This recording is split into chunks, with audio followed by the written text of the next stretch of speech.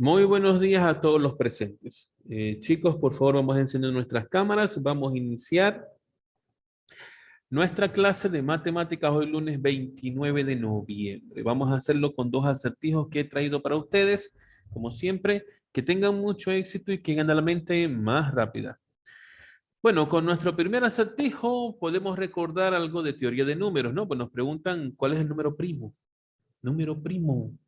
Número primo, recordemos la teoría, aquel número que solamente tiene dos divisores. ¿Y cuáles son esos divisores? La unidad y el mismo. Esa es la definición del número primo, aquel que tiene dos divisores. ¿Y quiénes son esos divisores?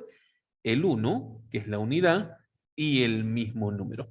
Para nuestro caso, la respuesta sería el número 5. Y la respuesta correcta es para Jairo. Muy bien, Jairo, el punto es para ti. Ha respondido correctamente Jairo. También lo ha hecho correctamente Matías y lo hizo correctamente Fabiana. Bien, vamos entonces con nuestro segundo acertijo. Denme un minuto, chicos, y ya vamos a continuar. Bien, seguimos entonces con nuestro segundo acertijo, chicos, que tengan mucho éxito y que gane la mente más rápida. Ok, nuestro segundo acertijo tiene que ver con perímetro. Ya vamos a la parte de geometría, pero observen el dato. Es el área lo que me dan. Me dan el área. El área de un rectángulo, ¿cómo se calcula? Base por altura. Y si la base es 4 y el área es 8, tendría que ser 4 por 2, 8. Ah, quiere decir que la altura es 2 y la base es 4.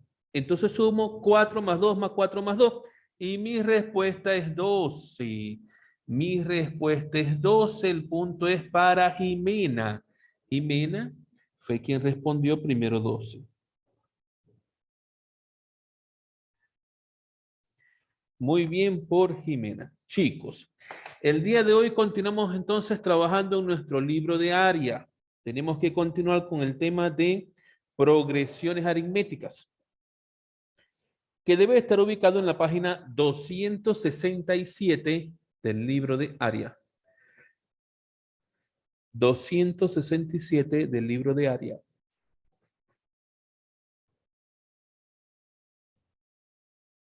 Y aquí tenemos entonces nuestro tema de progresiones aritméticas. El tema inicia con un diálogo. El diálogo lo van a realizar Víctor, que será Federico. Víctor, tú serás Federico. Y Jairo, tú serás Hugo. Que inicie entonces Víctor con Federico.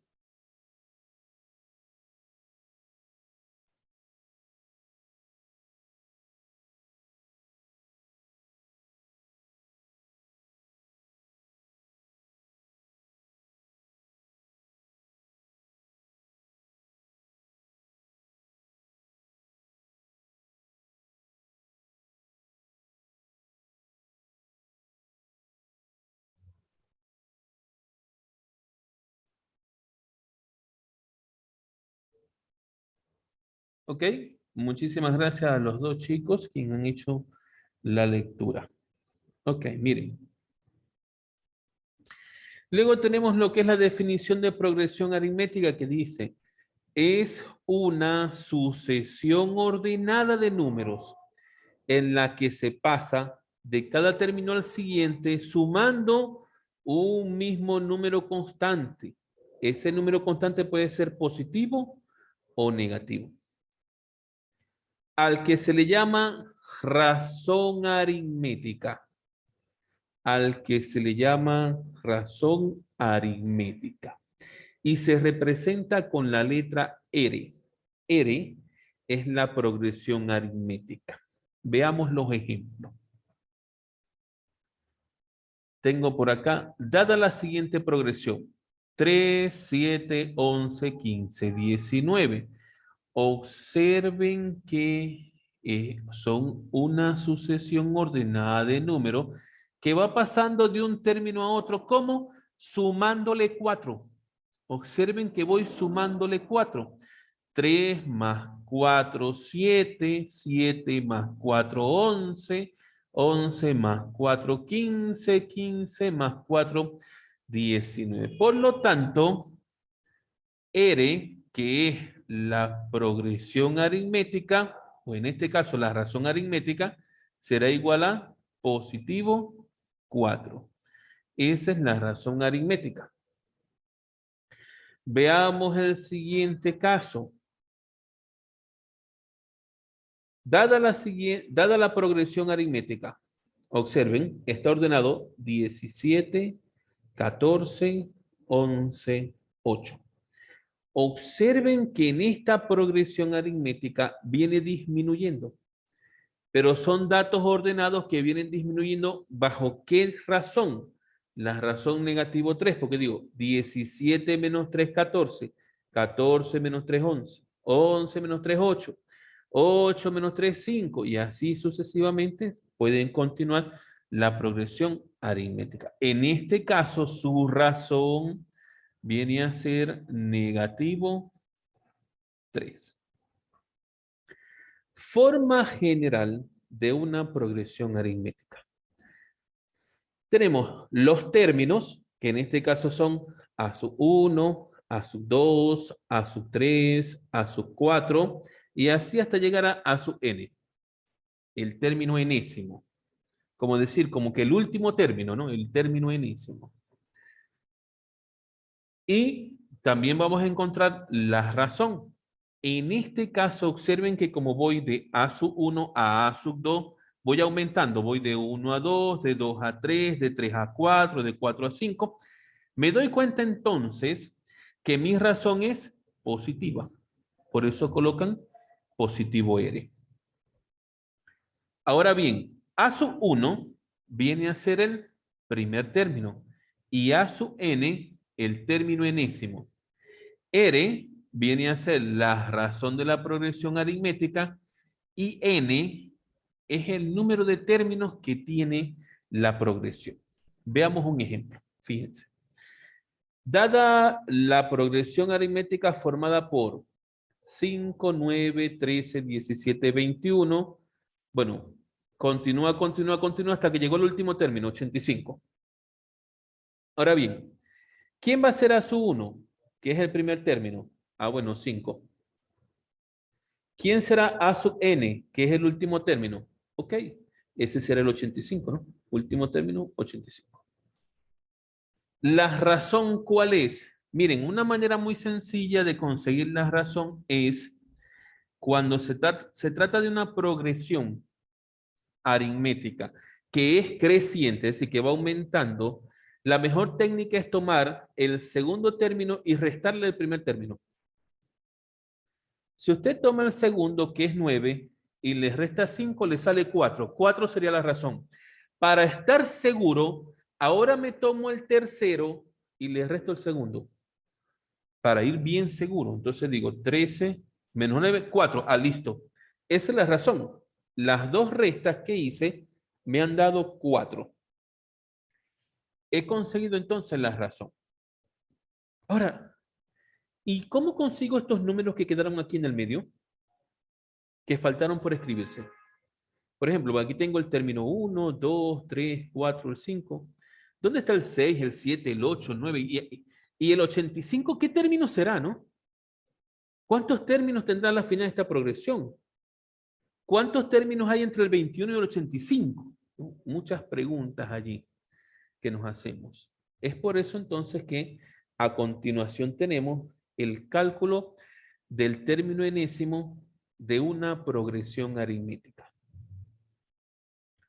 Observen entonces que, por ejemplo, cuando usted tiene la forma general de la progresión, si usted quiere ir de A sub 1 a A sub 2, usted solamente le suma la razón, ¿cierto? Y si usted quiere ir de A sub 2 a A sub 3, usted solamente a A sub 2 le suma la razón, ¿no? Y si quiere ir de A sub 3 a A sub 4, a A sub 3 usted le suma la razón. O sea, usted todo el tiempo va sumando la razón, ¿no? Pero yo quiero que observen algo. A medida que usted suma la razón y observemos acá la fórmula, A sub 2 es igual a A sub 1 más la razón. A sub 3 es igual a A sub 2 más la razón. ¿Pero quién era A sub 2? Ah, es que A sub 2 es A sub 1 más la razón. Entonces, Esto que está acá está siendo reemplazado por esta expresión de aquí. A sub 1 más la razón. Según la fórmula, más la razón. Entonces quiere decir que A sub 3 realmente es A sub 1 más 2 veces la razón. Si yo quiero calcular A sub 4 es igual a A sub 3 más la razón. Ah, pero es que A sub 3 estaba aquí arriba. Esto es A sub 3. Reemplazamos A sub 3, que es A sub 1 más 2 veces la razón. Según la fórmula, tengo que volver a sumar la razón. Entonces, A sub 4 es A sub 1 más 3 veces la razón. Si quiero conseguir entonces, por término general, A sub n será igual a sub n menos 1 más la razón. ¿Y quién será A sub n menos 1? Será A sub 1 más n menos 2 por la razón más la razón. Por lo tanto, en términos generales, si usted quiere calcular el término enésimo, será igual a A sub 1 más n menos 1 multiplicado por la razón. En otras palabras, yo decía que en el ejemplo que me dieron acá de la progresión aritmética, desde el 5 hasta el 85, se conoce el primer término, el segundo, el tercero, el cuarto, el quinto. Me falta el sexto, ¿verdad? O el séptimo. Vamos a ver, yo quiero calcular el séptimo término. Entonces, como yo quiero calcular el séptimo término, n es 7, porque es el término que yo quiero calcular. Es decir, que yo voy a calcular a sub 7 y voy a aplicar la fórmula para calcular ese término enésimo de una progresión, que me dice que sería a sub 1, en mi progresión a sub 1 es 5, más n, como es el término 7, n 7. 7 menos 1, multiplicado por la razón, y nosotros sabemos que la razón es 4. Resuelvo. A sub 7 será igual. Veamos aquí, sería 7 menos 1, 6. 6 por 4, 24. 24 más 5, 29. Es decir, que el término número 7 es 29. 1, 2, 3, 4, 5. Viene el 6 y después vendría el 7, que es 29. ¿Para qué me sirve entonces esta fórmula? Para calcular cualquier término de la progresión. ¿Y qué tengo que conocer para poder calcular cualquier término de la progresión? Conocer el primer término y conocer la razón de esa progresión. Con esos dos datos, usted puede conseguir cualquier término de esa progresión, siempre y cuando aplique esta fórmula. Ok, acá está resumida la fórmula, ya acá la tienen. Y bueno, les dan hasta un ejemplo, ¿no? Acá nos están dando hasta un ejemplo. Pero ya, bueno, ya yo les expliqué un ejemplo acá arriba, así que lo voy a obviar y voy a continuar. Voy a pasar al siguiente punto. Me dice, suma de los n términos de una progresión aritmética. Supónganse que una progresión aritmética tenga 10 términos y yo me quiero sumar los 10 términos. Yo quiero saber cuál es la suma de esos 10 términos. Para calcular la suma de esos 10 términos, usted tiene dos formulitas que puede utilizar por acá. En una, usted conoce la razón y en la otra no la conoce. ¿Ok? Repito, en una usted conoce la razón, en la otra no la conoce. Si usted conoce la razón, solamente necesita, ojo, solamente necesita el primer término y la razón. y aplicamos esta fórmula. En la segunda fórmula no conozco la razón, pero conozco el primer término y el último término. ¿Ven por qué hay dos fórmulas, no? Tengo dos fórmulas porque si en una conozco la razón y el primer término, utilizo la primera fórmula. Y en la otra, si no conozco la razón, pero conozco el primer término y el último término, bueno, aplicamos la segunda.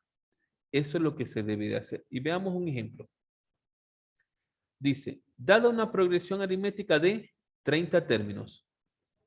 Ya sé entonces, como me están diciendo que son 30 términos, quiere decir que n, que es el número de términos, es 30.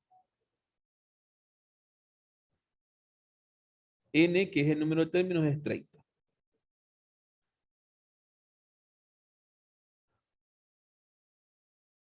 Un minuto, chicos, por favor. Bien, continuamos entonces. Dice, dada la progresión aritmética de 30 términos, es decir, n en este caso tiene que valer 30, donde el primer término es 3, a sub 1, que es mi primer término, es igual a 3. Y me dicen que el último término, si estoy hablando de 30 términos, el último término es a sub 30. A sub 30 es igual a 148. Dice, calcula la suma de los términos de dicha progresión. A ver, ¿qué fórmula voy a utilizar? Miren los datos. El número total de datos, el primer dato y el último dato. Voy a las fórmulas. Para la primera fórmula tengo n, muy bien, sí la tengo. Tengo a sub 1, sí, en los datos lo tengo. Pregunto, ¿en los datos me dieron la razón? No, no me dieron la razón. Aquí en ninguna parte dice la razón es tal cosa, no dice. Quiere decir que esta primera fórmula no la puedo utilizar porque no me están dando la razón. Voy a ver la segunda. La segunda me dice, n lo conozco, a sub 1 lo conozco, el último término lo conozco. Entonces esta es la fórmula que tengo que utilizar. Utilizamos esta fórmula para este ejercicio. Todo va a depender realmente de los datos que le esté dando el ejercicio. De eso dependerá la fórmula que usted va a utilizar. Entonces dice que se suma a sub 1 con, en este caso, con a sub 30. Eso se multiplica por n, que es 30, y todo se divide entre 2. Por lo tanto, la suma de los 30 términos sale 2265. Así va a salir. Y ahora tenemos lo que son las propiedades. Dice, la razón de una progresión aritmética se obtiene por la diferencia de dos términos consecutivos. ¿Se recuerda cuando le dije, para conseguir la razón aritmética, usted toma el segundo término y le resta el primero? Y si quiere estar seguro, tome el tercero y le resta el segundo. Bueno, esa es la primera propiedad. La razón de una progresión aritmética se obtiene por la diferencia de dos términos consecutivos. Segunda propiedad. La suma de los términos equidistantes de una progresión son iguales. Es decir, que si yo sumo, vamos a ver si tenemos una progresión aquí completa. Ok, voy a tomar este ejemplo de acá. Si yo sumo el primer término con el último término, tiene que ser igual a sumar el segundo término con el antepenúltimo término. Estas dos sumas tienen que ser iguales. Esa es la segunda propiedad. Comprobemos. 3 más 19 me da 22. Y 7 más 15 también me da 22. Entonces se comprueba la segunda propiedad. La tercera propiedad. Si la progresión aritmética tiene un número impar de términos, entonces su término central se calcula de la siguiente forma. Sumamos el primer término con el último término y lo dividimos entre 2. De esa manera, entonces, se consigue el término central. Ojo, siempre y cuando sean impares. Porque si son, perdón, siempre y cuando la progresión aritmética tenga un número impar de términos, ¿no? Para conseguir entonces el término central, sumo el primer término con el último, lo divido entre 2. Luego tengo cálculo del número de términos. Ah, si quiero saber cuántos términos tiene la progresión aritmética, se deduce del término enésimo, es decir, n, que es el total de términos, será igual al último término menos el primer término dividido entre la razón. Y a este resultado le sumo 1. De esa manera podemos calcular cuántos términos tiene una progresión. Por ejemplo, yo quería saber cuántos términos tenía esta progresión, que comienza en 5 y termina en 85, pero no sé cuántos términos en total tiene. Si yo quiero calcular el número de términos, según la fórmula sería que n será igual ¿a quién? Al último término, 85,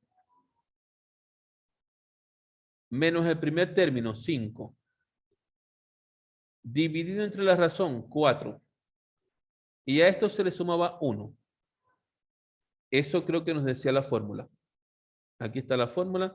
Último término menos primer término entre la razón más 1. Y ahí vamos a saber realmente cuántos términos tiene entonces nuestra progresión aritmética. Entonces, vamos a ver, ¿no? 85 menos 5, 80. 80 entre 4 a 20. 20 más 1, 21. Quiere decir que entonces aquí tengo 21 términos antes de llegar al 85. ¿Ves? En total, esta progresión aritmética tendría 21 términos, que era algo que no sabíamos, porque nos colocaron puntos suspensivos por acá, por el medio. No sabemos cuántos términos tiene la progresión, pero con esa simple fórmula se puede calcular.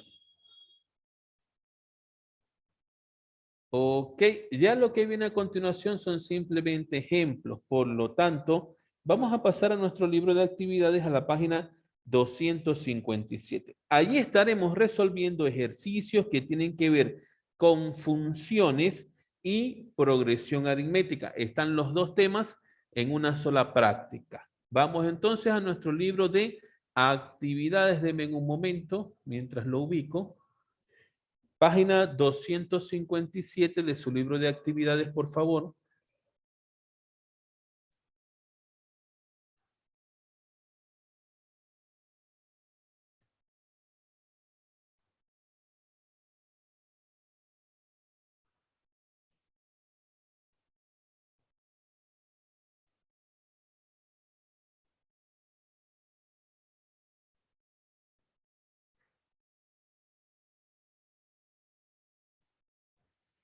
Bien, esperamos unos instantes mientras el libro abre.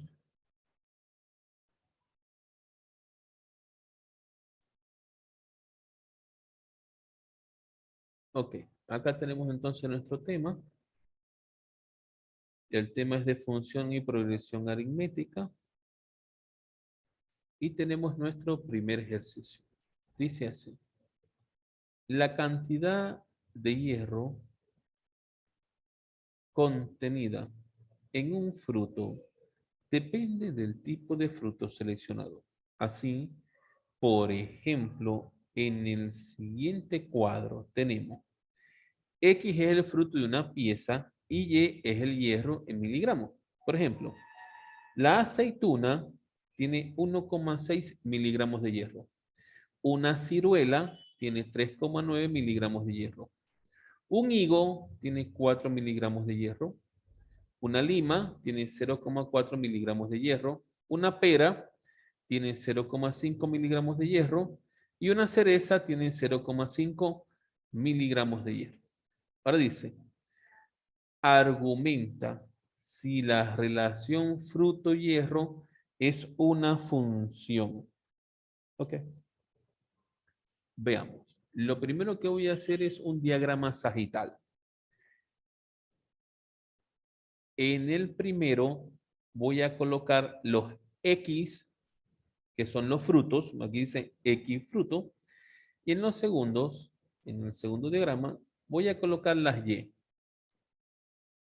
que es el hierro en miligramos. Entonces, por ejemplo, la aceituna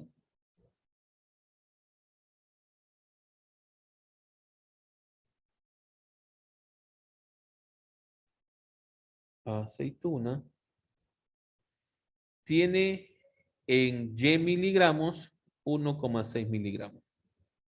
Entonces, relaciono aceituna con 1,6 miligramos. Luego tengo la ciruela. A ver, ciruela.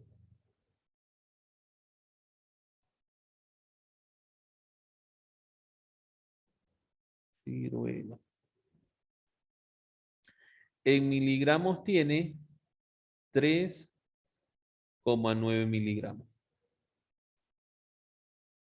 El higo, escribimos higo.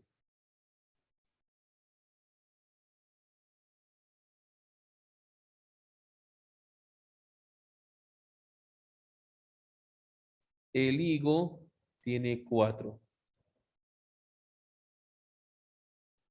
miligramos. La lima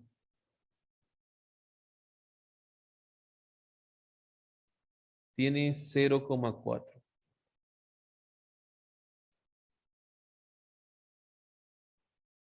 La pera tiene 0,5. Le pido a ustedes que su diagrama sagital sea un poquito más grande. Me he quedado corto por acá. Tendríamos que agregar ahora por aquí la cereza.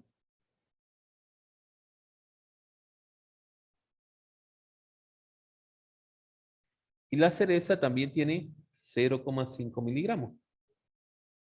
Ok. Ahora tengo que analizar si esta relación es una función. ¿Qué me dice la definición de función? Que a cada elemento del conjunto de partida o del dominio le corresponde uno solito en el conjunto llegado. Uno solito. Y si usted observa, a la aceituna le corresponde uno solo, a la ciruela le corresponde uno solo, al higo le corresponde uno solo, a la lima le corresponde uno solo, a la pera le corresponde uno solo y a la cereza le corresponde uno solo. Usted dirá, profesor, pero es que se repite, pero le toca uno solo. ¿O es que acaso, por ejemplo, la pera, ¿con quién está relacionado? Con 0,5, ¿verdad? Pregunto, ¿la pera está relacionado con algún otro más? No. La cereza, ¿con quién está relacionado? Con 0,5. ¿La cereza está relacionado con alguien más? No. Ah, fíjese, ¿no? En otras palabras, para que lo entendamos, la aceituna es fiel, nada más que está relacionado con 1,6. La ciruela también es fiel, está relacionado con uno solo. El higo también es fiel, está relacionado con uno solo. La lima también es fiel. Pero ¿qué hubiese pasado? Imaginémonos qué pasa si la ciruela hubiese estado relacionado con 3,9 y con 4. Ah, entonces la ciruela es un infiel. Está con 2 a la vez. En ese caso no hay función. En ese caso no hay función. Cuando usted tiene en el eje en las X un infiel, o sea que está con 2, ahí no hay función. De ahí no hay función. Para que lo entienda mejor así, ¿no? Para que vea cómo se aplican las funciones a la vida real. Infieles y no infieles. Para que vean cómo la matemática tiene relación con todo. Por lo tanto, podemos entonces concluir que la relación que hay entre X y Y sí es una función. Y escribo por aquí, sí es función.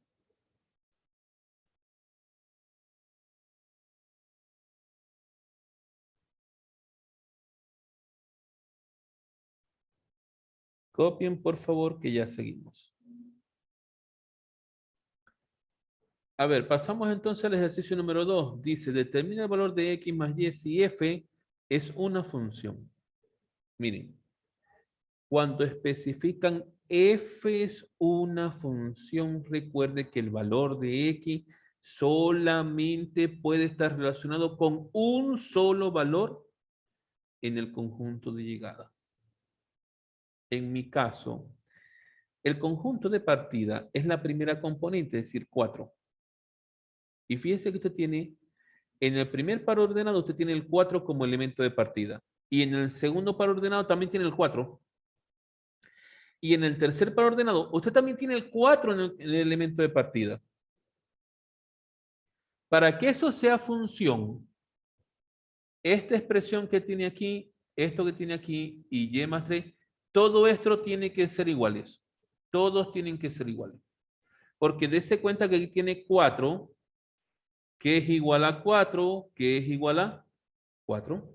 Entonces usted tiene que decir que x más 1 tiene que ser igual a 2. X más 1 tiene que ser igual a 2. Por lo tanto, x vale 1. Y también tenemos que decir que y más 3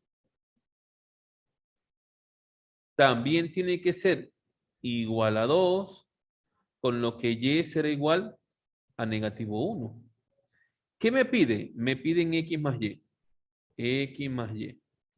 ¿Quién será x más y? X más y será 1 más negativo 1. Y 1 más negativo 1, bueno, eso es 0. Mi respuesta será 0. Pueden copiar el segundo ejercicio mientras yo voy pasando la asistencia. Muy bien, vamos entonces con nuestro tercer ejercicio. Dice, para que f, me dan los pares ordenados de f, sea función, ¿qué valor debe tener a y b? ¿Qué valor debe tener a y b? Fíjense, para que sea función, ¿dónde está a? Como compañera del 2. Entonces busco un par ordenado donde aparezca el 2 primero. Mire, aquí sería 2 con 2, entonces 5 tiene que ser A. Obligatoriamente, porque el 2 solamente se puede relacionar con el 5. Si no, él sería un infiel. Y si es un infiel, no hay función. Eso tiene que estar claro. Entonces, aquí ya de frente nos damos cuenta que A es 5. Veamos con quién está la B. Ah, mire, la B es compañero del 4. Ah, pero aquí está el 4. Entonces sería el 4 con el 4. Y el 7 entonces iría con la B. Por lo tanto, B tiene que ser 7. Porque el 4 solamente puede tener como pareja el 7. Si tiene aparte del 7 otra pareja, es un infiel. Y si es infiel, no hay función. Por lo tanto, se concluye que los valores de A es 5 y el valor de B es 7. Y con eso se termina el ejercicio. Pueden copiar su ejercicio número 3, por favor, para continuar. Muy bien, avanzamos entonces al ejercicio número 4. Dice, determine el dominio y rango de la siguiente función. Si la función está expresada en pares ordenados, el dominio de la función será siempre la primera componente de ese par ordenado. En otras palabras, el dominio de la función g, como son las primeras componentes, es decir, son los primeros numeritos.